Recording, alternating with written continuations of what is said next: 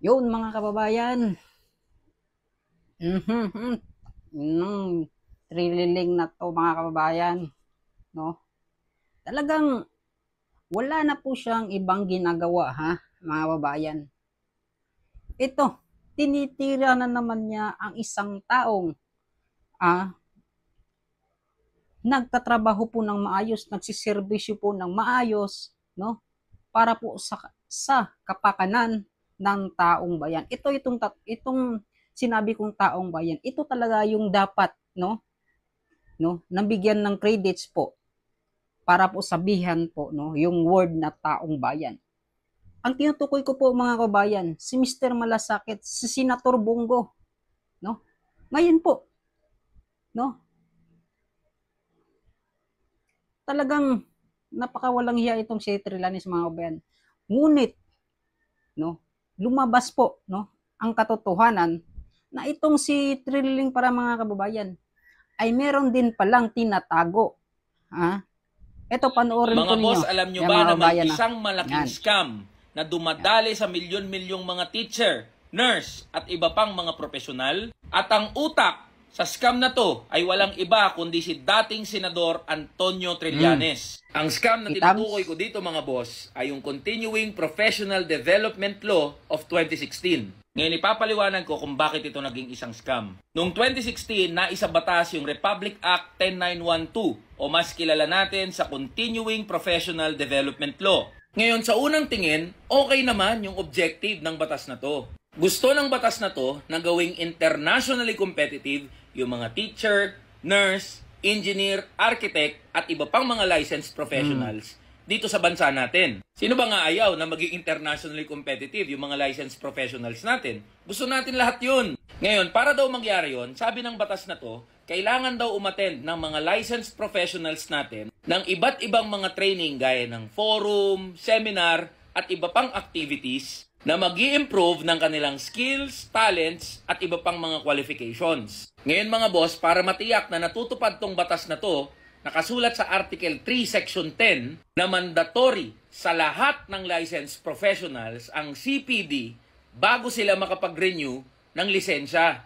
Ngayon, may required number of CPD units ang bawat propesyon na dapat makuha bago sila makapag-renew ng kanilang PRC license. Dito na papasok yung scam part mga boss. Makakakuha ka lang ng CPD units mula sa mga CPD accredited institutions na nagpo-provide ng forum, seminar at iba pang mga activities. At hindi libre yan mga boss.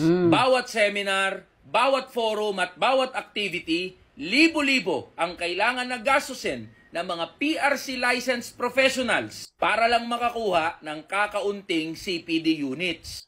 Puta, magkano ba yung sahod ng mga teacher at nurse at iba pang mga licensed professionals? Hindi naman din yan sagot ng mga kumpanya at pinapasukan ng mga licensed professionals. Kanya-kanyang gastos yan at kanya-kanyang gawa ng paraan para lang maka-attend dyan sa mga forum na yan. At karamihan dyan sa mga forum at activities na yan ay walang kwenta. Kadalasan sa mga activities niyan, isang buong araw na forum na wala namang dagdag sa skills and talents ng mga licensed professionals. Nasaan na yung pangako ng batas na yan? Bakit hindi pa rin internationally competitive yung mga licensed professionals natin? Bakit marami nag-a-abroad? Nasaan ka na ngayon, Trillanes? Bakit pagdating sa bagay na to, tanggal yung angas mo, tanggal yung yabang mo? Bakit ayaw mong pag-usapan tong sekreto mo? Na ikaw ang gumawa ng batas na nagpapahirap sa mga PRC licensed professionals. Tapang ka lang pala pag hindi teacher, nurse, architect, engineer at ibang licensed professionals yung kaharap mo. Tatakbo ka pala na mayor ng Caloocan sa 2025. Hindi pagiging mayor ang bagay sa'yo, Trillanes. Dapat sa'yo maging tanod.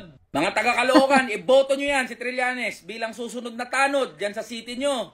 Nang makapagbayad yung gagong yan sa kasalanan niya sa lahat ng guro, nurse at mga licensed professionals dito sa bansa natin. Antonio Trillanes for tanod ng Caloocan. Di ba mga kababayan, mismong si Representative Eli San Fernando yung nagsabi nito na meron palang tinatago itong si Trilling mga kabayan na milyon-milyong teacher, nurse at professional ang biktima ng isang scam. Antonio Trillanes, makinig ka. So ito po yung caption niya mga kabayan. At talagang yung mga taong to, no, mga bayan, wala nang ginawa dito sa ating bansa, no? Puro panira, no, sa mga taong may ginagawa dito sa ating bansa, no? Sana Trillanes, baguhin mo na po, no? Baguhin mo na po yung pagkatao mo. Gaya ng sinabi ni Representative Eli San Fernando, no? Kaya ito, mga bayan, tumakbo ko na lang daw siyang barangay tanod, baka manalo pa. Yan. So yun mga babayan, no, binigyan lang po natin yung reaction dahil nga po sa mga ginagawa niya na sa mga Duterte, no? Iniisa-isa na po niya, tinitira na wala namang basihan mga babayan. No? At ngayon, tinitira naman niya si Senator Bato, si Senator Bongo, no? Yung budget po daw, no? Makikita naman po mga babayan. Sabi naman po nila, ay yung insertion po, ay nandiyan na po daw yan mga babayan. Meron po daw talaga sa Senado. Pero makita naman po ninyo mga babayan kung saan po, no? Makikita naman po ninyo yung Malasakit Center, yung mga babayan natin na natutulungan po, no? Ng Malasakit Center po ni Senator Bongo. Bayan, no? At talagang mismong si Representative Ili, no? Na siya na po yung nagsabi nito na mismong may scam po daw. No? Di umano itong si Trilling mga bayan. So, yun, ginawan lang po natin ng reaction. So, sana, no, sa lahat po, wag pong maniwala kung ano po yung mga banat nila kay Senator Bongo, kay Senator Bato, no, at sa mga Duterte. Wag pong paniwalaan yan mga bayan, no? Dahil yun nga po, sa mismong sa kanya, ay meron din pala siyang tinatago. So, yun, ginawa na po natin ng reaction video. So, ito, no, Trillanes ay sagutin mo po, no, itong sinabi po, no, ni Representative Eli San Fernando.